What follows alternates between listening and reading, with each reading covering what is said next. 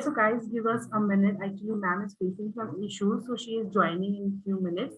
Till then, I want everyone on camera, guys. Quickly switch on your camera. Please using yes, guys. Ma'am will share the recipe when she will join the session. Don't worry, guys, about that. Ma'am is joining, and after that, ma'am will share the recipe as well. Yes, sorry guys for the late, but she's facing some issues. So we are just resolving that issue. Okay, so guys, ma'am is here with us now. So everyone, quickly please welcome ma'am in the chat box by saying I am just spotlighting her for everyone. Yeah. So yes, ma'am, can you ma'am, you're on mute. Yeah. Hey Harshal, hi. And hi everyone. Yeah. Yes, ma'am. Sorry, there was some technical error at my end. So I took 5 minutes to join. Anyways, welcome all of you to the class here. So I request all of you to be on mute so that we could quickly proceed in the session. So let me quickly introduce myself. I am Smriti. I am a trained pastry chef from Livon Academy, Bangalore. I got the privilege of learning from some of the renowned chefs of Asia, precisely Chef Vinesh Johnny, cake artist Junie Tan, and even Chef Evan Thalayat. So I thought of extending my knowledge and experiences from there to a platform like this.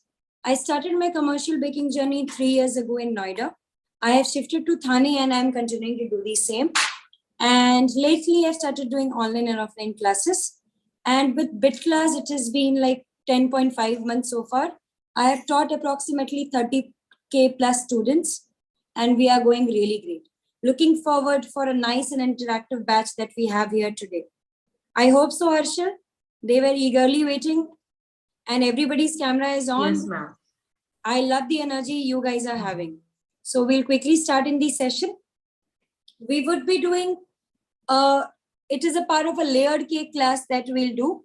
We will be teaching you, like I will be demonstrating here the method that we'll do. I'll paste the ingredient list in the chat box. We will take you through a cake called a chocolate decadence cake, where you get to learn a sponge followed by some frosting. We'll be doing a frosting called the chocolate fudge frosting. And yeah, of course, that is all.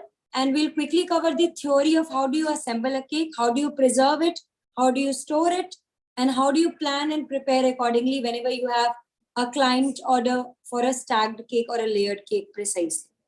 Okay, sounds good.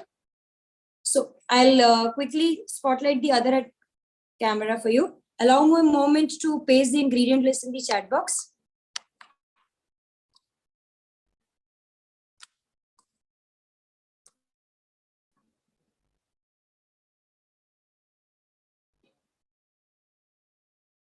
So I want all of you to quickly grab the screenshot. We'll wait for 30 seconds so that everyone grabs it. Here is the recipe ingredient list. So we'll wait for 30 seconds. Once everybody is done grabbing the screenshot, put down a done or a thumbs up in the chat box so that we quickly proceed in the demonstration for today. Right?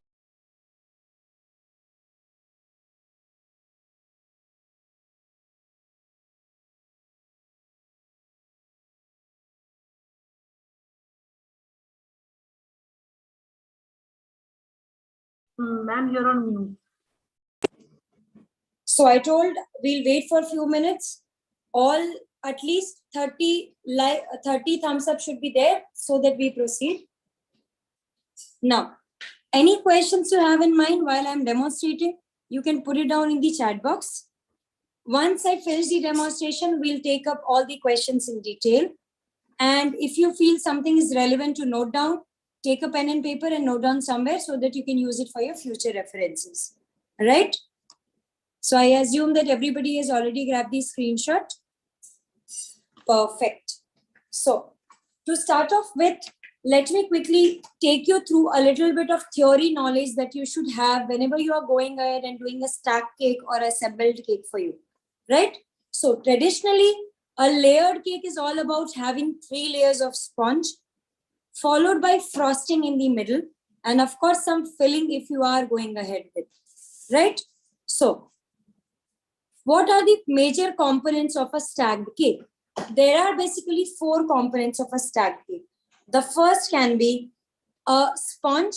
Now, again, a sponge can be of any type: vanilla, chocolate, red velvet, choco chip sponge, any sponge of these types. The second component is a frosting. Frosting again can be of various types, which is a whipped cream, ganache, cream cheese frosting, buttercream frosting, whipped ganache, then Italian meringue based frosting, anything, right? The third component can be a filling. Yes, the filling also can be of various types. All those who have not grabbed the screenshot, we'll do it again towards the end. And of course, Harshal has already done it. Thank you, Harshal. So I told you the third component is the filling. Filling can be again of the fruit flavors, some chocolate chunks, some chocolate mud, some specific cookies that you are adding inside, things like these, right? The fourth component can be a garnish or a decor, right? So out of these four components, there are three components that you can prepare and do well in advance.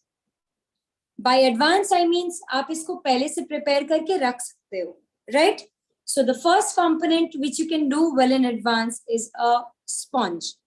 Yes, you can prepare your sponges well in advance, at least 5 days ahead. The way I am telling you, the way I am suggesting you my technique, it can be easily stocked in the freezer for at least 5 days down the line. Now, how it is to be done? You prepare the sponge, you cool it thoroughly. अच्छे से thoroughly cool करना है. Then you wrap it in some foil like this. This is a cling film wrap that I have. Like let's assume this is a small cake that I have here. How do you wrap it up nicely? So this cling film wrap,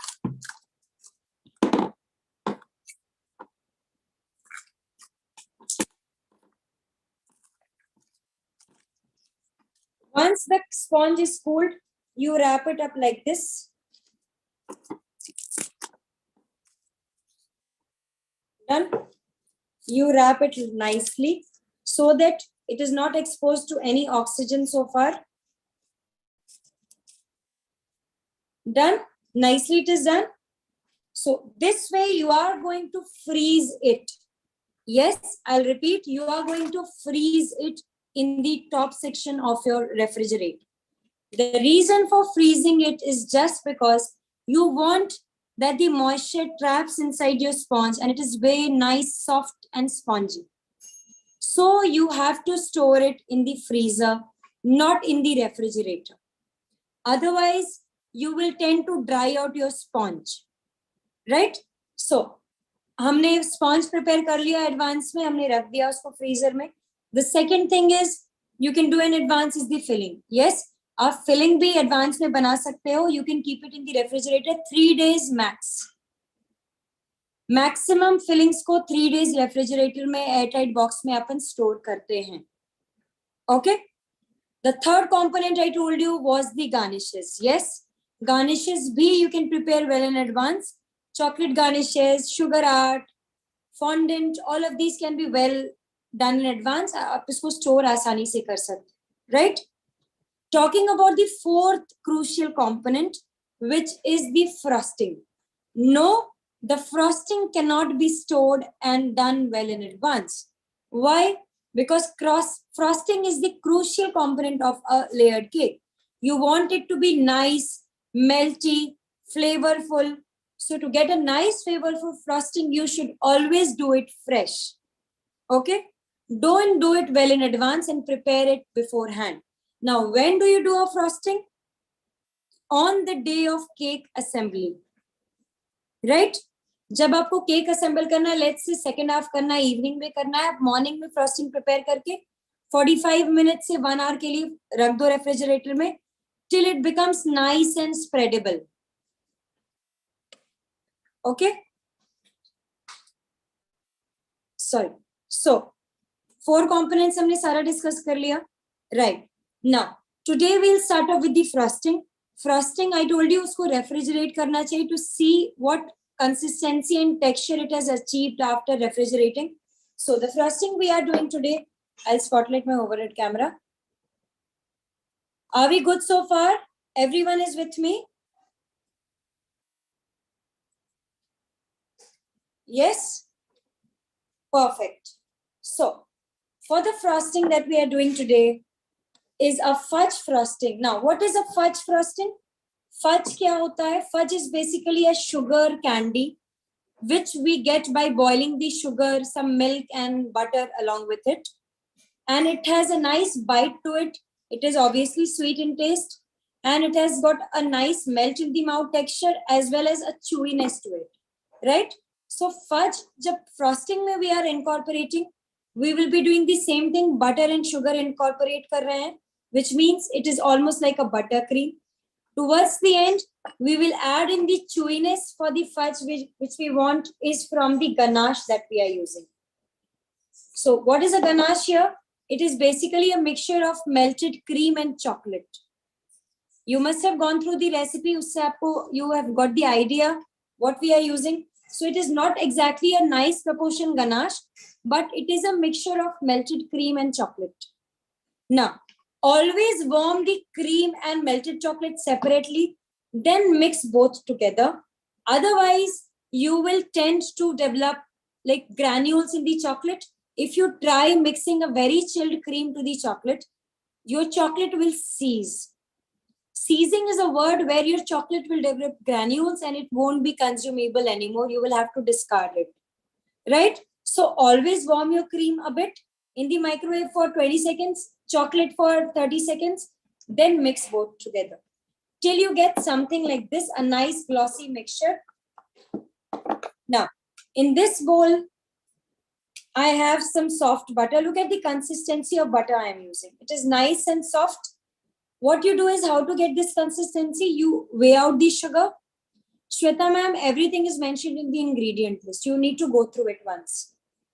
So, you have to take a room temperature butter. By it, I mean, you need to weigh out the butter and you keep it at least for half an hour outside. Just because it is summer, it will come back to a nice soft texture. That is the texture that we want, right? Now, I have some icing sugar. I have some cocoa powder, right? Now, I will be mixing the cocoa, the icing sugar and the butter. Now, the butter I have grabbed is a salted butter. I told you, little bit of salt always balances out the taste very well. And talking about the sugar, if you don't have icing sugar, take some nice ghar ki pisi hui chini, powdered sugar precisely. Okay. Now, I'll continue to mix this with my whisk because we are creaming this up. What is creaming? Creaming is a method where you are going to mix everything and you will be incorporating nice amount of air. By incorporating nice amount of air, your mixture or the batter will become nice and fluffy and voluminous, right? So this is what we want. So I'll quickly mix this up with my whisk attachment and then I'll continue to use the electric mode of it.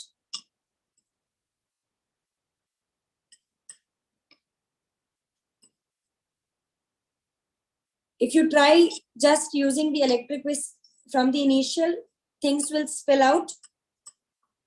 So give it a good mix. Start the electric whisk at a low speed, then you can proceed till 4 or 5, right? Now, I will quickly add I will be adding the ganache inside so that it mixes well and it becomes a nice and homogeneous mixture together, right? So all of it goes inside. Chocolate is really expensive. So you scrape off each and every bit from the bowl.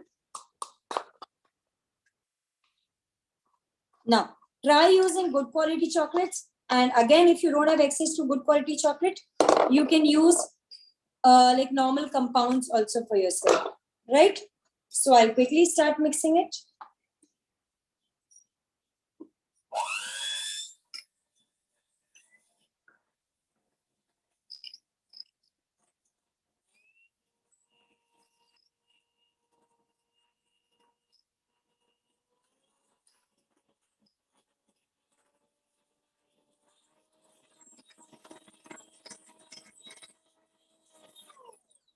Have you noticed something? The bright color of the chocolate and the cocoa powder, which I added initially, it is lightened now. We'll whisk for some more minutes so that it becomes nice, homogeneous. glossy and light in color, right?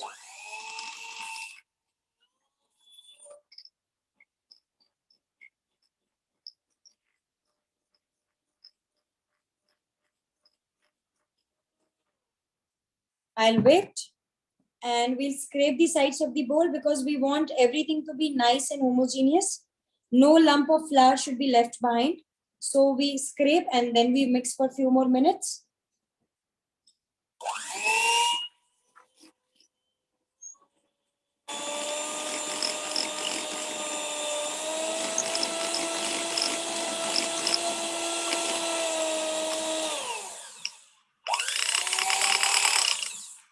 So our nice glossy fudge frosting is ready. Okay, let me scrape and show you guys.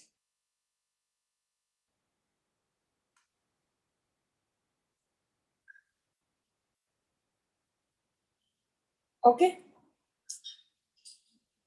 So our frosting is ready. This is a fudge frosting I was talking about. Now, how do you store your frosting? You have to cover it nicely with a cling film wrap from the top. So I'll show you. Always keep your frosting covered.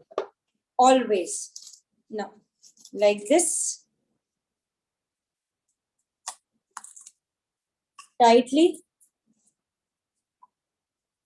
Always it is mandatory to cover your frosting tightly like this and then refrigerate it. Otherwise, your frosting from the top will tend to become drier and it will develop textures and it won't be uniform anymore. Right? So always keep it covered like this. This wrap is called a plastic wrap. It is available like this in the market. Thin plastic, like very thin plastic wrap. We call it cling wrap. Cling wrap. Okay. So we move on to the sponge, but I'll clear everything and we'll quickly jump onto the sponge recipe. Meanwhile, I'll quickly answer a few of the questions. So it was, what are the ingredients added in the frosting? It was the butter, cocoa powder, icing sugar. Then we added in the mixture of cream and chocolate together till we get something light in color and nice and glossy and homogeneous too, right? So we move on to the next question.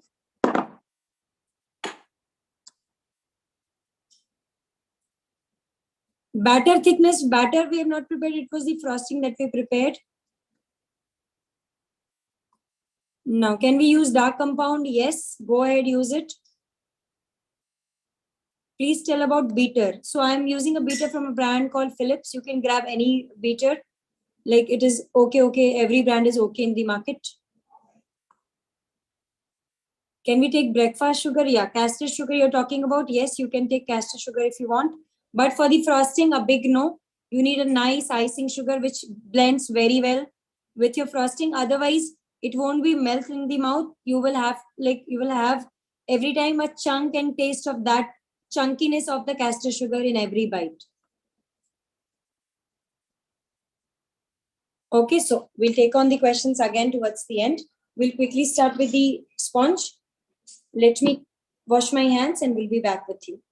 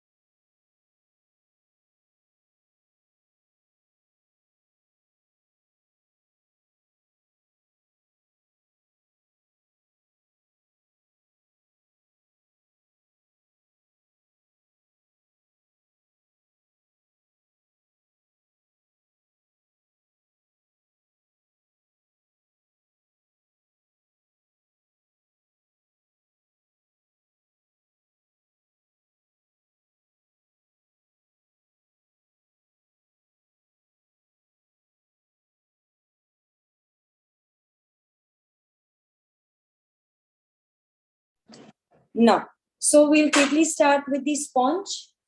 Now, for the sponge, what all do you need? I've already shared the ingredient list. It calls for some oil. This is a normal unflavored oil, vegetable oil that I'm using. I'm using a brand called Sundrop. I have some castor sugar here. I have some vanilla extract added to it, right?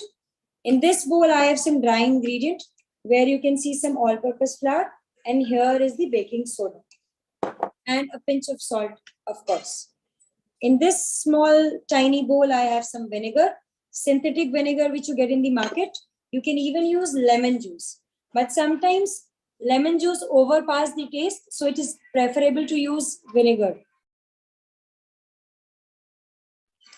Now, in this bowl, I have some milk here.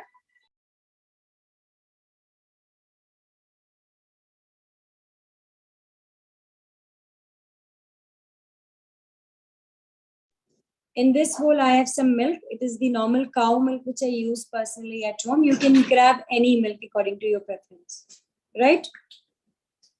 So, we'll start. You have to start by combining the butter and oil and the vanilla extract together. I will be using the electric whisk here. But again, if you don't have electric whisk, I have used baking soda. The baking soda is bright white color here in the bowl. Now, if you don't have electric whisk, you have to have strong biceps because you would be taking, it would be taking some amount of time.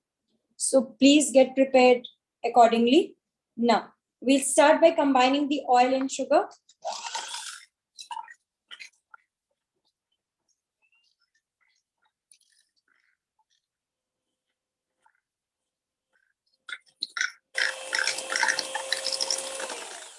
Now, once it appears incorporated, it is good.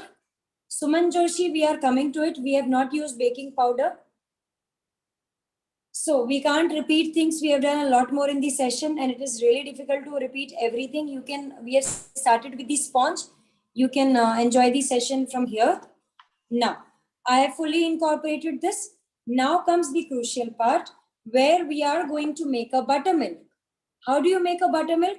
I am going to add this vinegar inside my milk. Now, this will curdle my milk and it is going to convert to a buttermilk precisely, which means it will start to curdle, right? So you can see some granules of milk solids appearing. It has started to curdle. We'll let it sit.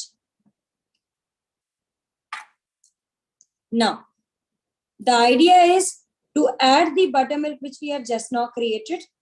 Milk should be warm? No. It should be at room temperature, precisely. Now, I will be adding this buttermilk inside the oil mixture and we will give it a good mix till everything becomes homogeneous. That's it.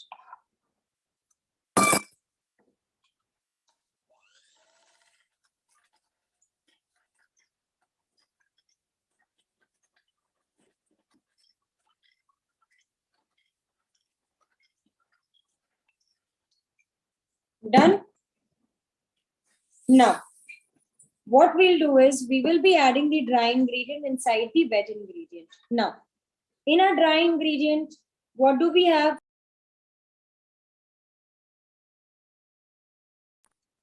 What do we have in the dry ingredient?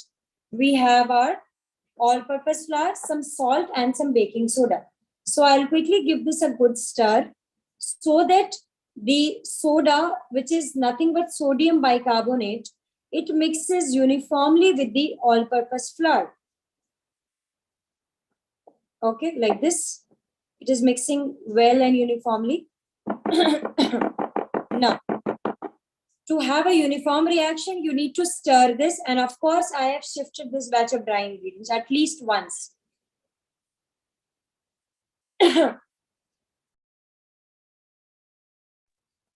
Now, I will add the soda and all-purpose mixture inside this wet mix. Now, what is the reaction behind our sponge? It is like we have to, like the sodium bicarbonate, which is in the dry ingredient, it is going to come in contact with the buttermilk, which is nothing but an acid. Now, sodium bicarbonate plus some acid will react and produce nice gradual reaction of carbon dioxide bubbles. This carbon dioxide bubbles will stay intact in the batter till the time you are baking, and it is going to give a nice fluffiness to your sponge. Now, I'm specifically baking in an air fryer today because it would be a new thing for most of you.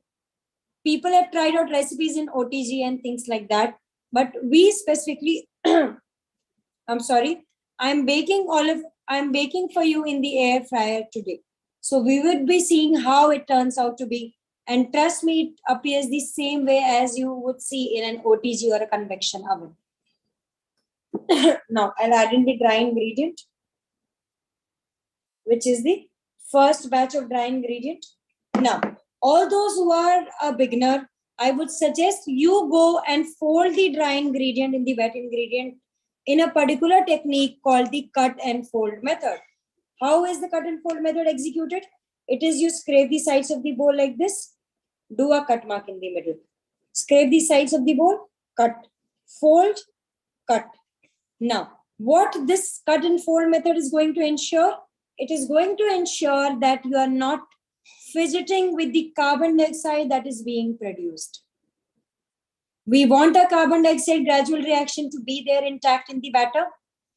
If you try to mix with the like electric beater, if you're not pretty sure, like I will go ahead and mix it with the electric whisk because I'm pretty sure how much to mix. But if you are very new to this industry, you might end up over mixing it, which means you would be getting a dense sponge, which is a big no, right? So all the beginners try using this technique, fold, cut, right? I'll quickly do it with the electric whisk.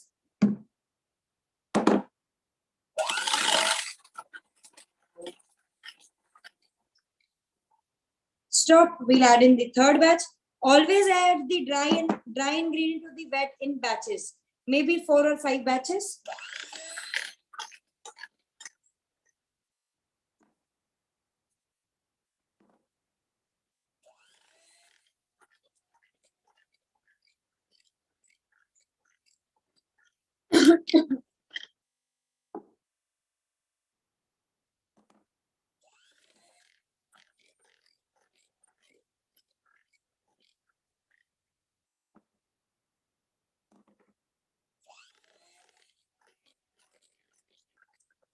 Now, how much to mix? It is like when you don't see any lump of flour, you need to stop. It is always okay to undermix your batter, but over mixing the batters will change the texture of your sponge, which you would not like. We are coming to it, don't worry. We will be adding in the cocoa powder, I told you, and the recipe calls for some water also. Now, that water we will add to adjust the consistency. So here we are going to make a concoction of cocoa powder and water, and we are going to blend and mix it inside. Now, the water is really cold. You need to take a room temperature normal water. So I'll quickly get the normal water.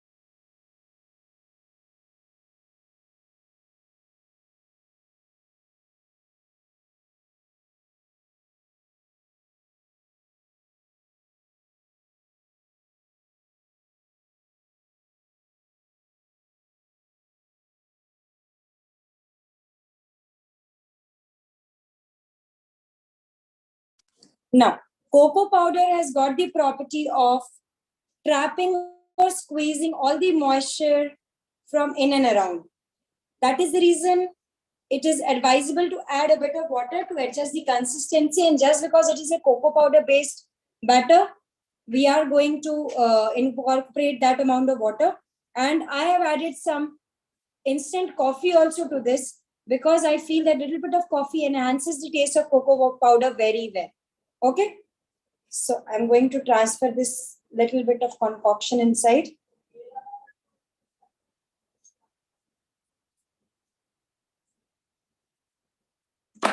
Now I'll quickly run the beater so that it becomes a homogeneous mix.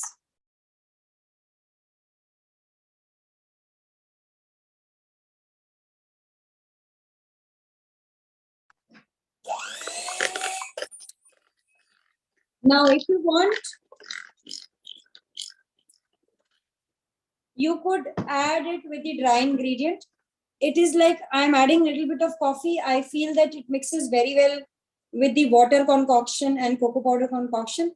So this is my way. You can easily do it the other way, which is adding it with the dry ingredient. Or there is a second alternative where you need to add the water. You can add it towards the end to adjust the consistency, or you can add it with the milk itself. How we make the buttermilk initially, you can weigh out that particular quantity of water with the milk itself. Right? So we have got our homogeneous batter. We'll transfer it to the mold now. So I've got a parchment paper roll here.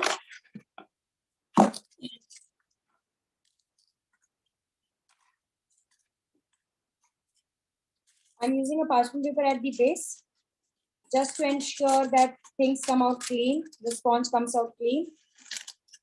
You can even grease your tin if you want. I'm using a cake ring of a size 5.5 inches cross to like it is a 5.5 inches cake ring. You can use molds of any size. The quantity I'm doing here is half of the quantity I've shared. It is going to give me a 350 grams sponge, which I will utilize to make almost half kg cake for me, right? So a cake ring is always like hollow from the both the sides. So I use some aluminum foil to wrap it from the base so that the batter doesn't drain out. I'll put some parchment paper like this at the base. Parchment paper will make your life easy and sorted. So if possible, grab it. Now I will be transferring it in. So all of you would be seeing and telling me the consistency of the batter.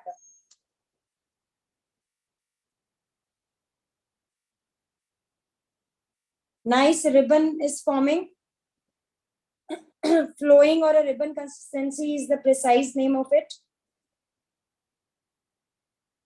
Yeah.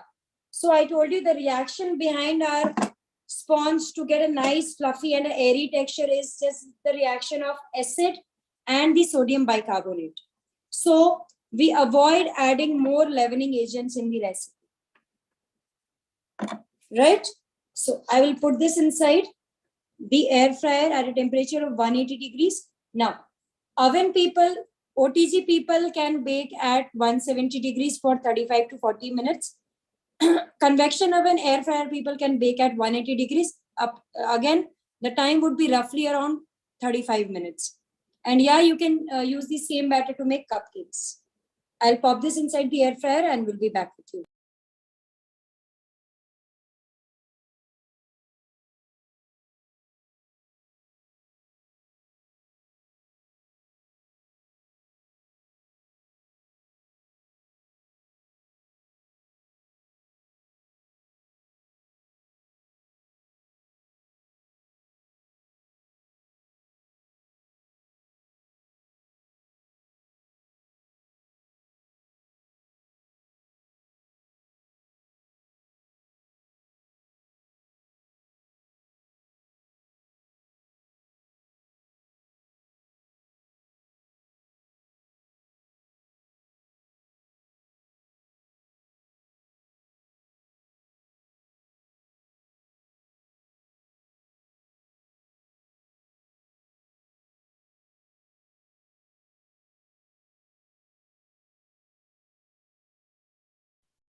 Yes, guys, ma'am is coming in a few minutes, and okay, ma'am is here.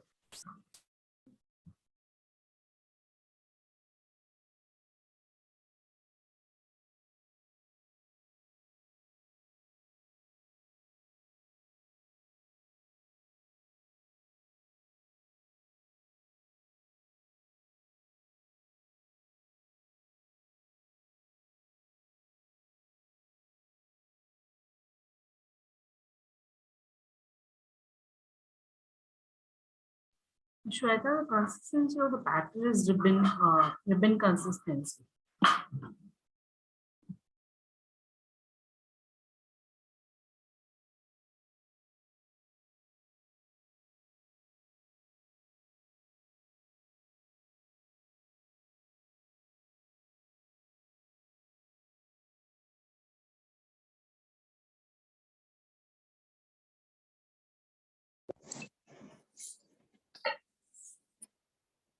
So it is there in the air fryer. Of course, you need to preheat the air fryer also.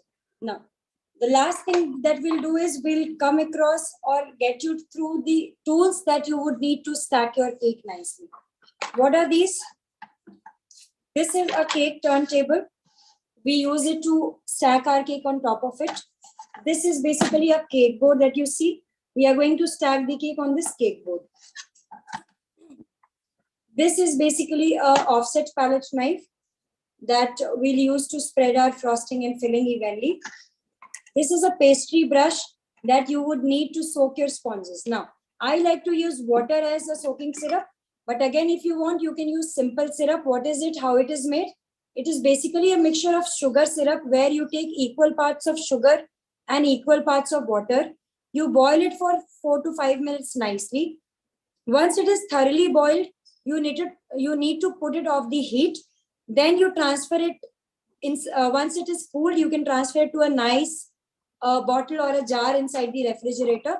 Now, some people would feel that the sugar syrup is way too sweet. In that case, you can dilute it with a bit of water and use it for soaking the sponges. Now, this is a serrated knife or a bread knife. Like we use this particular knife to cut nice layers of our sponge, right? The last thing would be a scraper. This is a metal scraper that I'm using.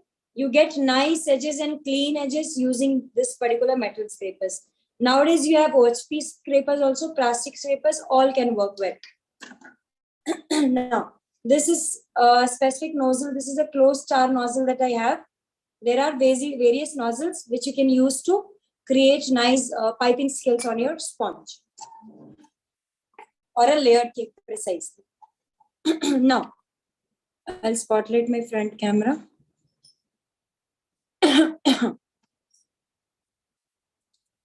Harshal, would you spotlight the front camera, please?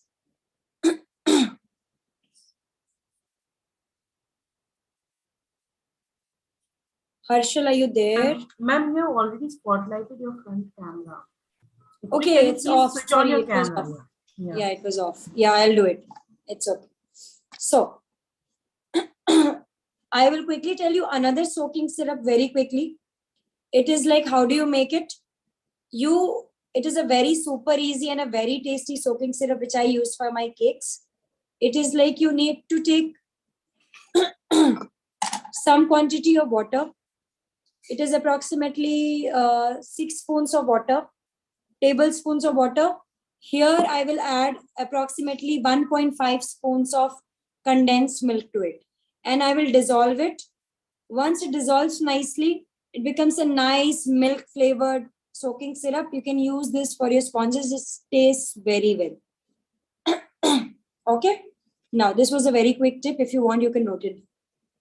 Otherwise, we are done. Now, how do you, like I told you, you will be cutting your sponges once it is thoroughly cooled and freezed. Now, how do you start assembling the cake? Let's assume I have to assemble my cake in 4 hours from now. The first thing I'll do is I have already prepared the sponge and it is lying in the freezer. The first thing I'll do is I'll take out the sponge and I will let it thaw on the countertop. Now, thawing is basically a process where you let the cake come back to its original texture. Okay? Roughly a sponge would take 2 to 3 hours to completely thaw. Now, in these 2 to 3 hours, you can easily prepare the frosting and let it be inside the refrigerator. Refrigerator may at least for 30 to 45 minutes. Now, your sponge will be completely thawed. Your frosting will be ready. Your filling is already done in advance. Your garnish is already done in advance. You stack the cake, decorate the cake. Everything has been done. After decorating, how long should you store this cake? The decorated cake I'm talking about. It is ideally for 1 to 2 hours max. And how do you store it? You keep it in cardboard boxes so that the cake, the frosting which you have done on the top to decorate the cake, it doesn't dry out. You want the frosting to be nice, melt in the mouth and creamy. So you can't keep it directly in the refrigerator. You need to keep it in cardboard boxes so that the excess moisture will be trapped by the cardboard box. Right? And within 2 hours, you could deliver it to the client, or you could tell the client to pick it up from you. Right? I would not suggest for more than 2 hours in that case. Storage, if you're talking about. Rest, we could take up the questions. But yeah.